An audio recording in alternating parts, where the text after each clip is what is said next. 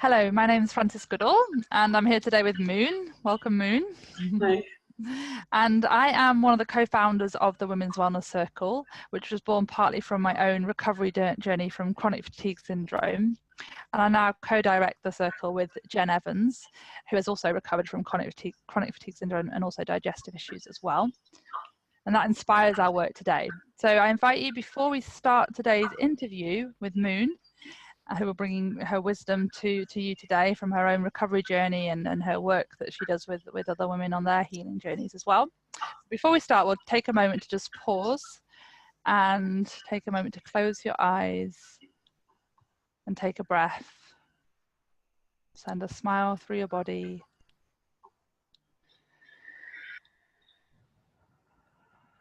Feel your feet on the ground. Feel your hands.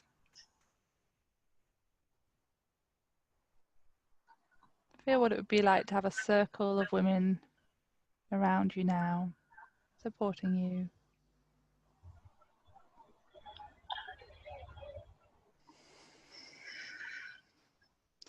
So today we're interviewing Women's Wellness Circle coach Moon. I invite you all now to come back into your body more fully, maybe stretch and come back here. So thank you so much for being with us today, Moon, and sharing insights from your recovery journey and on the work you do today. So Moon, maybe we could just start by talking about a little bit more about your own personal recovery journey and sort of, the kind of conditions or labels that you had and that sort of thing. And where did you start with all of this? That sounds good. I'm really happy to be here with you, Frances, and with everyone joining us in the future listening to this interview. It's really powerful to be in a circle of women around the globe, all of whom are trying to heal and working together on that path and supporting each other on that path. It's really beautiful. So I'm really happy to be here. And in terms of my own journey, it's a really big one, and it's a little vulnerable to share. It's interesting, like I have some friends with chronic illness who never talk about it or share it with anyone, and then others who are really open about it, and I'm somewhere in the middle. So I just wanted to acknowledge that. My illness journey spanned about 10 years, and actually started in 2007, 2008 with what I thought at the time was an international flu. I was working and living at a Dharma center in Arizona, and we had our winter teachings, and there were people there from all over the world, and I got really, really sick after that for like about 3 weeks. And it turns out, one of my doctors told me recently, which I actually didn't know till right now, that started off with walking pneumonia. And so I was 27, 28 at the time, really healthy and living a life that I loved and deeply enjoyed and was really fulfilling. I lived at this Dharma center in Arizona with my partner and my dog in our yurt, and engaging in Buddhist practice and having a healing practice in town, doing cranial and herbalism. And then I got this flu, and I was really, really sick. It was like no herbs, nothing touched it. And actually I was living in a yurt at the time, and my partner was in a 6-month retreat, and I was too sick to keep the fire going. So I went into town and stayed with a friend, and they took care of me. And all our plants died because it was wintertime and they froze. So that was sad when I came home. And it was like no medicine, nothing did anything, no herbs, no homeopathy. It was like I was sick. And then after that, I thought I had fully recovered from that. Like it was just a really bad flu or whatever, but my health started to slowly fall apart over the next couple of years. And it was kind of imperceptible. It should have been perceptible, but it was like I was so busy doing things I loved and cared about. And, it was like my digestion started to go, and I was eating the same foods I'd always ate and had a lot of gas, and I had some skin rashes, and my hormones started to get unbalanced. And I started to be really fatigued. Like I started eating bed and dinner at night. My partner would cook dinner, and I would just at the end of the day, like get in bed and eat dinner in bed. But I still didn't really, I was just like, oh, I'm really busy. Like I didn't really think anything of it. And my joints started swelling, but I I didn't really think anything of it. So then in 2009, I went into a 3-year retreat, which I'd been planning to do for a long time. And I was really sick when I went in, and it was interesting because my brain stopped working. One of my roles at the center was event coordinator. So I planned all of our retreats and practices, and we were having one of our biggest events of the year, and I was like, I couldn't plan it. But at the time, I misattributed it. I was like, oh, I'm about to go into a 3-year retreat. Like, my being is making a shift from the outer world to the inner world of practice. And so this is me letting go of the pieces. And the woman who's going to be taking over my job, I said to her, this is perfect. Like, you can plan this retreat while I'm still here, and you can ask me questions. And so that's kind of how I related to what was happening, because I really, first of all, my cognitive functioning was being affected. So I had a,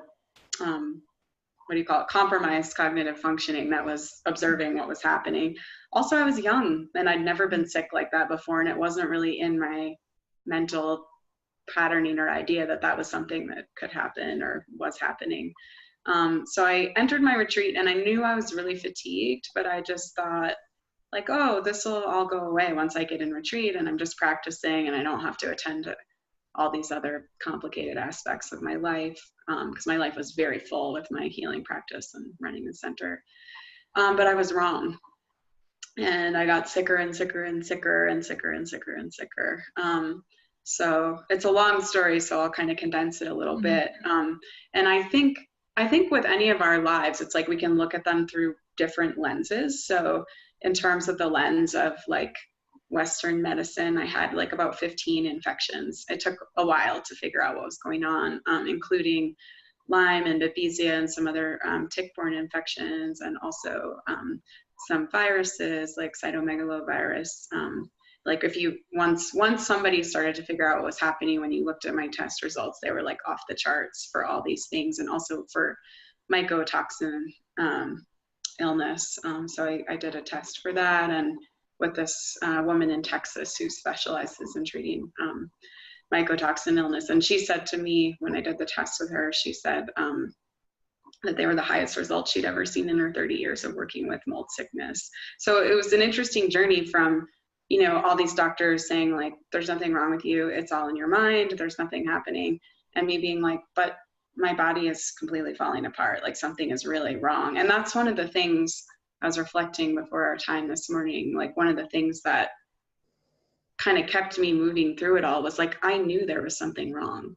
And I knew I didn't feel like myself, and I felt like there was like something in me that needed to get out. And I was right. I had all these infections. And then because of the infections, my detox pathways broke down. And so there was an incredible buildup of heavy metals and chemicals in my body, which made me sicker. So it was a pretty like tough situation, because everything was kind of compounding itself. And I mean, it's not an uncommon modern chronic illness, but it, like, at least then, like, it was really hard to find anybody who knew what was going on or how to help me. So it was a long road. What was it that really, would you say, sort of helped you to turn a corner, or what different kind of elements of your healing journey were required to get to where you are today from there? Yeah. I mean, it was a lot. And actually, I have a client I'm working with right now who's in having a really tough illness. And she's in a moment where it's like, whatever she tries, she doesn't experience any benefit of. And that's how it was for me for about 5 years. It was like, if I ate any inflammatory foods, I got really sick. But if I ate, really well, clean diet, it didn't help. If I did meditation practice or these different tools, like, nothing helped in the moment, because my system was so far gone. It took a long time to kind of shift the tide of like just slowly over time taking care of my body. So I wanted to mention that. But in terms of what really helped, I mean, it's many things, but some of the key components for me was I did a year of ozone IVs a few times a week, which really made a big difference. And then I did several years of binders to pull all the toxicity out of my system. And then I found this amazing doctor in Philly who knew exactly what I had and how to work with it. And I started like a 2-year protocol with him involving herbs, homeopathy, laser treatment, and a few other elements that helped to shift the terrain in my body to start to clear the infections out and clear the toxicity out. And amidst it all, I was doing very deep inner work, healing old wounds and traumas, and working on, you know, tools of emotional regulation through EFT and some other modalities, and doing a lot of yoga nidra and body meditations and yin yoga and restorative yoga. You know, I mean, it's hard to typify over 10 years. I mean, there was a time where I couldn't even get out of bed, and none of these things were accessible to me. So it was like, you know, building slowly over time. Yeah. And I'm aware that some of the women, I'm just thinking about some of the women saying the women's wellness circle community might be quite like, oh no, now I feel like I have to go and do all this kind of physiological stuff that might help me, and they're feeling that actually I've done all the sort of trying the nutrition and supplement stuff and it's just not working. I can't take anything or something like that. And they're, you know, really wanted to focus on the mind-body aspect of healing, the, you know, the impact, the stress related to the illness, the preceding stress before illness, and the kind of inner traumas that can lead to illness as well. I just wondered if you can speak to that and how you feel that might have also been a part of why toxicity built up in your system, and that aspect as well. I don't know. Yeah, definitely. I think that's a really important question. And how I relate to healing is I feel like we're all kaleidoscopic, holographic beings, and that there isn't any one method or treatment. It's a question of like, what's the layer that's going to unlock healing for me right now, or for my clients right now. And so I don't think like, yes, definitely listening to me, you know, if that would give rise in someone's mind to like, oh, I need to go and do what she did. That's not how I relate to healing, because it's like there are different layers that are like important for different people at different junctures. And so I think like for me, that's what was important. But it doesn't mean that that's what's important for other people. So it's not like every client that comes to see me, I say, okay, like let's look at infections and toxicity. I don't go there at all. It's I listen and take in the wholeness of someone's being and their circumstances of their lives prior to illness, currently, during illness, and so on, and look at like what is needing support at this time. And in terms of, for me with myself, I mean, honestly, in a lot of ways, it's mysterious. I mean, I could tell a whole other story about my illness that has nothing to do with infections and has nothing to do with toxicity and has to do with spiritual purification and my really deep intention for going into 3-year retreat and for this lifetime, and like what that brought up in response. I could also tell a story about, you know, my childhood trauma and trauma as an infant, trauma as a kid and young adult, and how that like impacted and laid the ground, you know, for illness. And so I think it sort of depends like which layer we engage with, or how we look at our stories. Yeah, that makes sense. That makes sense. And also, like from my experience, that if there is, my knowledge, if there is sort of trauma in the system, that there's blockages in the energy system, you know, then sort of toxicity is much more likely to build up. You know, our immune system's not going to be working as well to fight off things as well. So it's they're also, mind and body are just so deeply connected, aren't they? And I'd just be maybe interested for you to speak more about sort of your work with clients today, and sort of you know, what sort of modalities you use and how you support people to recover their health as well, like you have. Yeah, I would love to do that. I think I just want to add one more thing to the conversation we're having about, Right. Yeah, which is like for me, I've always been really porous to the outside. And so kind of like exactly what you were talking about, it's like my system, my self-other system recognition, like didn't really function very well. So if you think about that, like if you're not able to tell what's the difference between what's out here and what's in here, and then like an infection comes in and it's like, well, how do you fight that infection if you're not even recognizing the infection as not me? And so some of the deep work I've done is like, you know, learning, you know, it's great. It's a gift to be able to be vast and to be porous and to be informed by the people and the energies around. And it's also a hindrance, and it's finding like how to like wire my system so that I can do both, like be receptive, but also like have boundaries. Yeah, Like no, literally, like around my cells. Like it's not even. It is an emotional and energetic thing, but it's also very physical. that's interesting. I never even thought about, I mean, I think about sort of boundaries, and what you're speaking to speaks to that sort of sensitivity piece that so many people who develop kind of conditions can be really highly sensitive and, you know, very empathic to other people's feelings and maybe absorbing other people's emotions and that sort of thing. But I've never thought about it in terms of being maybe more susceptible to sort of viruses and things coming in. But I suppose it is so related, is it even, I mean, with energy medicine, things like, you know, protecting our energy and that sort of thing is partly about sort of building up our chi, so we're more resilient to those sort of things. But I never quite thought about it in the way that you put it, so that's interesting. Yeah. So I really want to highlight like what you're saying. I think is really important, like looking at our personality structures, how we like process energy and move through the world, how we're relating with other people, like all of that is definitely part of the illness complex and needs healing and support. Yes, And it's really definitely. important. Yeah. And speaking to sensitivity piece more, that I always sort of, you know, I'm still a very highly sensitive person. I've still got this potential to deeply connect with other people and energies around me and that sort of thing. But these days I genuinely would say I'm very sensitive, but I'm also quite a strong person as well. It's like, how can you somehow become both sensitive Yeah. and strong? Yeah. And I mean, the way I relate to that is it's like when I was fully healthy, I had all these aspects, but I had enough physical health to kind of that the imbalances or dysfunctions in my energy system and the way it was patterned, like I could compensate for that. And then when I got sick and I lost that vital force in my body and in my life, I couldn't protect against my compensations anymore. And so then I had to really work at the deep healing of Yes. like reformatting, rewiring, re-envisioning like who I am and how I relate with the world so that I can maintain my health. Yeah, and it's it's quite a profound and deep journey, isn't it? Really, to go on that sort of journey. Yeah.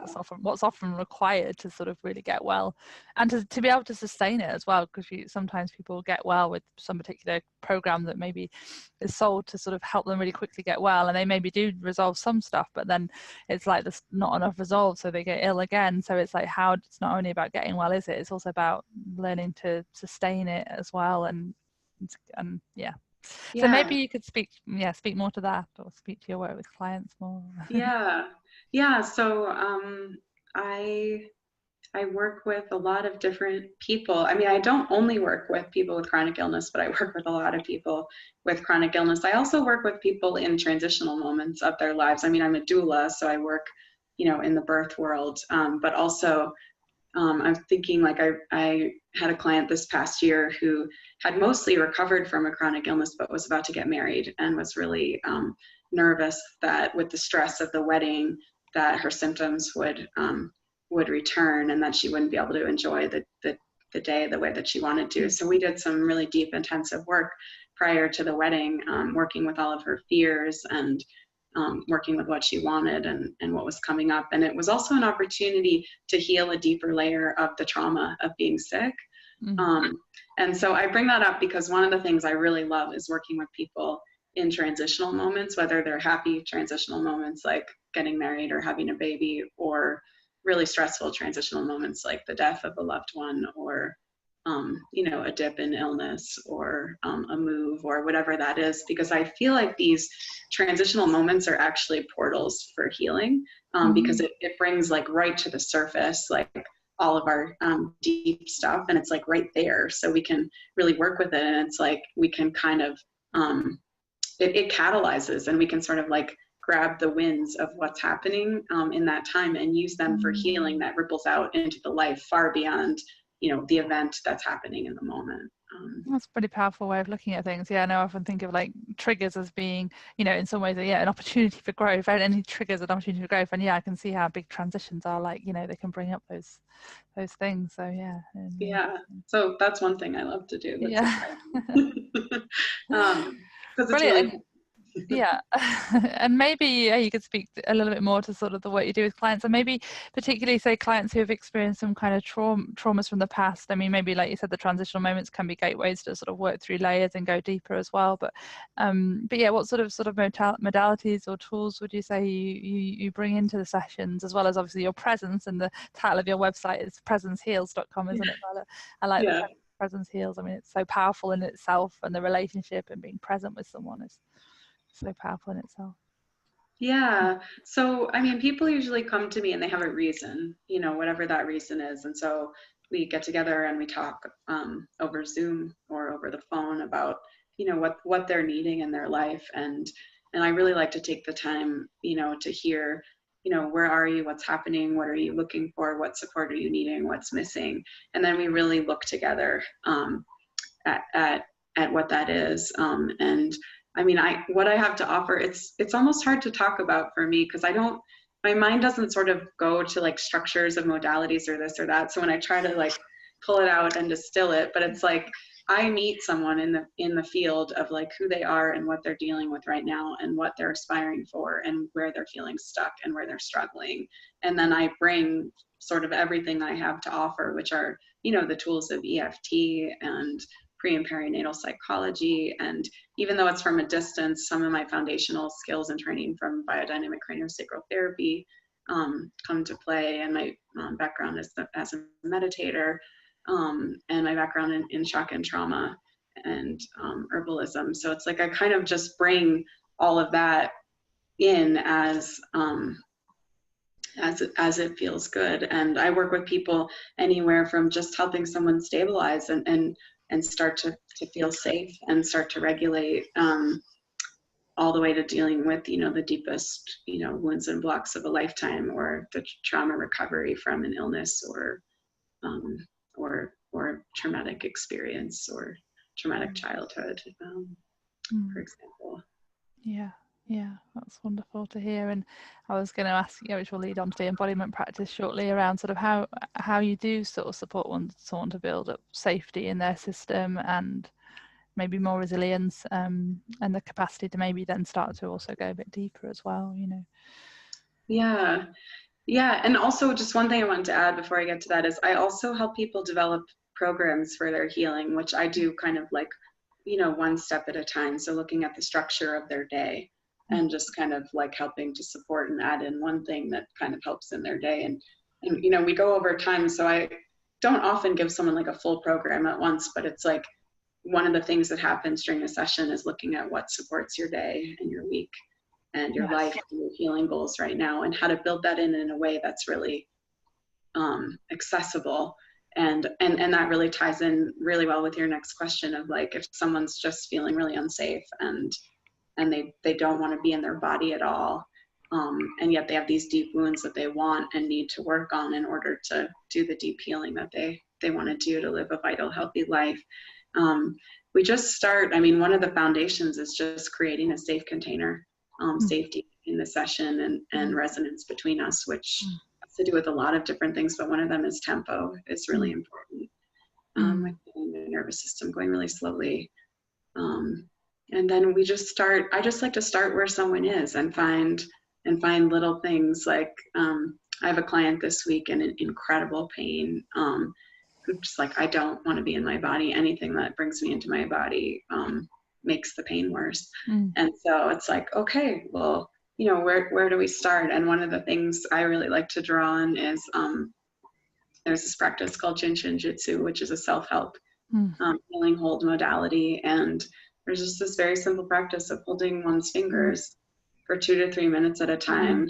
And I introduced it, it's like, don't look at a clock, just be aware that that's kind of like the general time frame you're moving towards for each finger.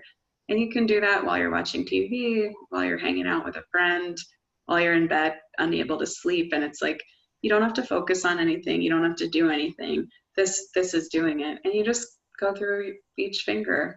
And you know, if people want, I can share the emotions with each finger and the organ systems within each finger, but you don't really have to know any of that in order for it to be of benefit. Yeah, wonderful. That's something maybe some people could do while they're meditating as well, I guess. Just doing that as well. Yeah, definitely. Nice. Yeah. Okay. So are you happy to move on to an embodiment practice now? Is there anything else you want to share right now with women before we start? Well, I think I would just share one thing as we move into the embodiment practice, just to offer some background for the embodiment practice that I'm going to offer. So the embodiment practice I want to offer is a nature connection embodiment practice. And the reason I wanted to share that today is my connection with nature is a huge part of what healed me, and what keeps me whole. That and I think, you know, for everyone it's different, but for me, my connection with nature has always been one of the deepest parts of who I am ever since I was born. And in my sickest times, I would just lay on the earth, you know, for whole days at a time, and just, you know, let the sun nourish me. And I'd float on the tube in the lake near my house literally for like an entire day, and just float there and just feel the way the water is like moving my body. And Wow. yeah. So healing. I mean, I used to do that, like laying on the floor in the park quite a lot when I was unwell. Just go to the park and lay on the ground. And I so much, one time I blended with the earth so much that a businessman just fell over me as he was walking past. Like, he literally was like, I was like, what? So, yeah. But anyway, yeah, no, I love that. I love that about your journey. Carry on anyway. It's really funny. Tripped over me and was like, what? Because he didn't see you there. It's a totally different reality. I just realized we were just such different realities. Yeah. And so I wanted to in some way share some of that. And so the practice I'm about to offer is one that we can do, you know, laying on our bed in our room or on the couch, but it's also one that that the women can take out, you know, into nature and do that out there. But it's not necessary. I know some people are housebound. And so this is a way to open up and receive the healing medicine of nature while in the house. Yeah. Okay. So just closing your eyes and finding a comfortable position, wherever that is, whether it's laying down or sitting down.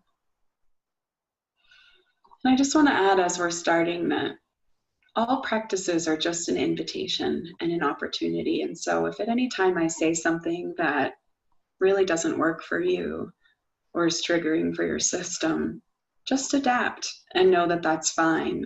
There's nothing to do here. It's just an invitation of being with nature and being with ourselves in whatever way is accessible to you in this moment. So just receiving a deep breath, receiving the breath down into your pelvis, your legs and feet. As you breathe, just allowing the inhale to travel down through your feet and into the earth. Just letting yourself get heavy. Letting yourself feel the stability of the earth. With your next inhale, allowing it to fill your chest and letting your shoulders expand. Your lungs to grow as you're inviting in the air. With your exhale, just letting your shoulders soften, release. Just continuing to receive the breath. Rooting down through your feet and legs, pelvis, expanding, relaxing through your chest.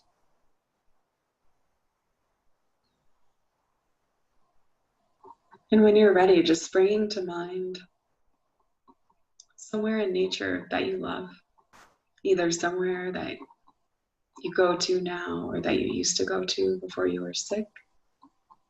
And if not, none of those places come to mind, maybe somewhere that you imagine or that you've seen a photograph of that you would love to go to. And just really connecting deeply in with that place. Finding yourself there in your imagination in whatever ways are available to you. Feeling it, seeing it, hearing it. Just allowing your body to deeply connect with this place. Maybe there's some grass underneath you and you're sitting with the grass. You can feel the blades of grass on your legs. And you look down and you see the green. And if there is grass there, just drinking in that green, allowing it to travel in through your eyes. And down through all the channels and meridians moving through your body, just drink in the green of the grass. Just letting it fill you with every inhale. And whether you see it or feel it, however you connect to it is just fine. Maybe you look up and you feel the sun on your face, and you feel a warm, gentle spring sun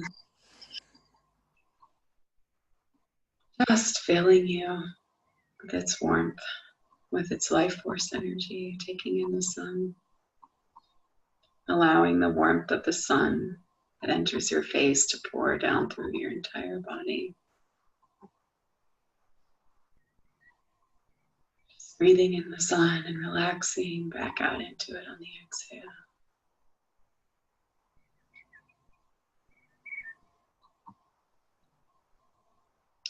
And then looking in front of you, perhaps there's water where you are. Maybe there's a lake. Looking out into the lake. Perhaps it's a calm, clear day. The water is just like glass, reflecting the sky. Just really breathing in, taking in the energy and the medicine of the lake in whatever way you can. Perhaps you feel your own clarity of your heart mirrored back to you by the lake. Perhaps you can feel the water flowing through you.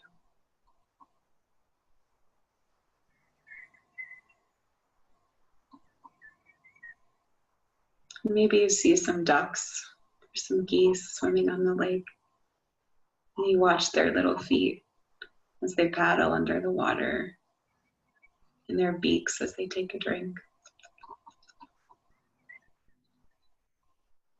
You just let yourself be. You just let yourself watch the ducks and watch the lake.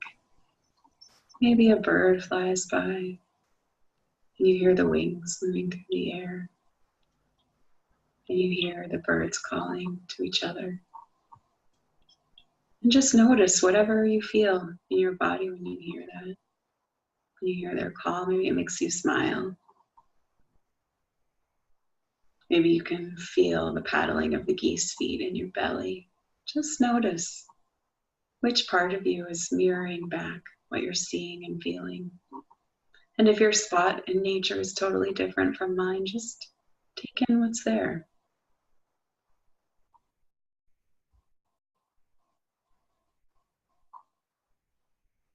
Just allowing yourself to be held by this place. Your legs are held by the earth. Maybe there's a cool breeze moving past you, refreshing and enlivening your mind.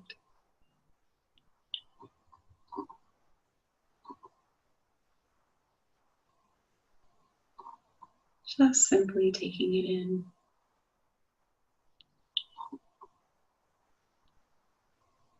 And for this next part, you can choose to do it or not. You can just stay with drinking in nature. But for this next part, if you want to and if it feels right, just allowing yourself to breathe out whatever you're feeling in your body or in your day. Just breathing it out into the lake, into the grass, into the sky, into the sun. It's just like when someone you love says, "How are you?" and comes tumbling out everything you're feeling and thinking, whatever difficulties you might be having. Just a big exhale. This is how I am. This is how my day is. And just allowing whatever energies are in you just to move, traveling out. Perhaps 360 degrees, just moving out from your body into the space and into the nature around you. This is how I feel today. This is what hurts. This is what's sad for me. This is what I'm working on. Here's where I feel lost.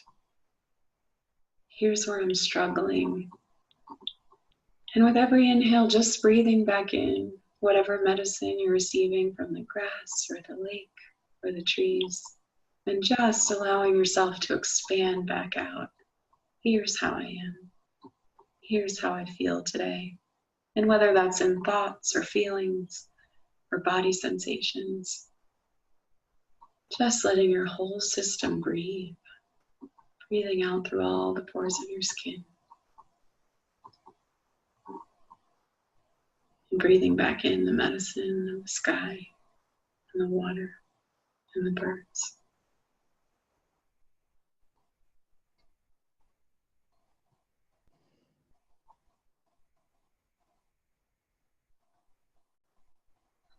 And when you're ready and that feels complete for the moment, just allowing a moment to let it all just be. Just settling into your body, into your heart. And just simply noticing how you feel. Just simply noticing the place where the lake or the sky or the grass has imprinted on you. And where you've attuned and organized yourself in relation to the lake. Just noticing whatever you feel, and whatever you feel is just fine. You might find that you feel clear and steady in your heart because the steadiness of the lake in front of you has come to greet you. Maybe your spine feels like the tree that was behind you. Just noticing whatever it is. And if you still feel troubled and turbulent, that's okay too. Whatever is just fine.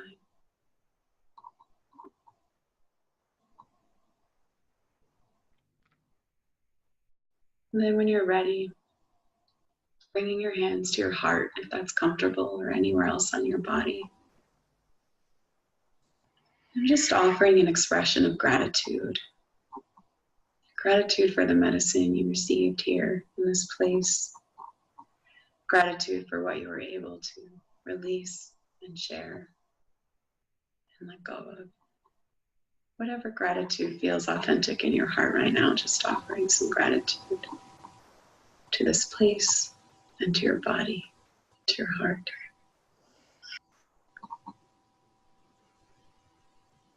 And just taking your time, as much time as you need,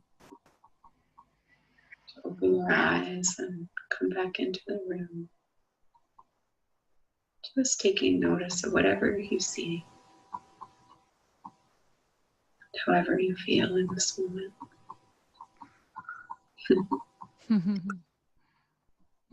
Thank you, Moon. That was really special.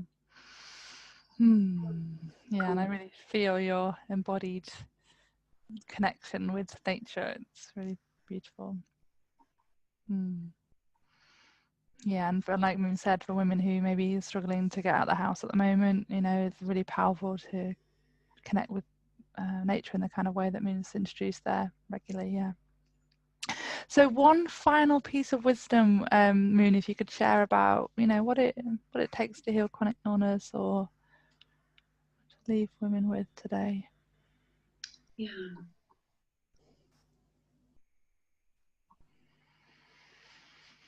Yeah. I think I just want to offer encouragement to find whatever it is that brings you even a small measure of ease, and to spend a little time with that every day.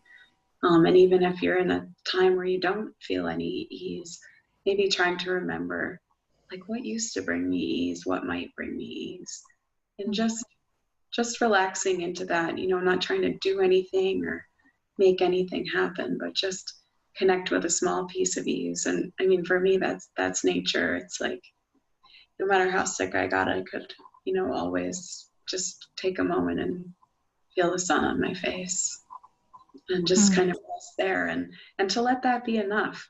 Like, to let it be enough. Like, you don't have to heal all in one instant. It doesn't have to make everything better, but to just allow in those moments where you have a little bit of ease, and let those moments be enough for what they are. I love that. Yeah, it's so powerful to regularly kind of calm the system down and feel ease, and yeah, such a powerful foundational piece, I would say, and nature is such an ally for that.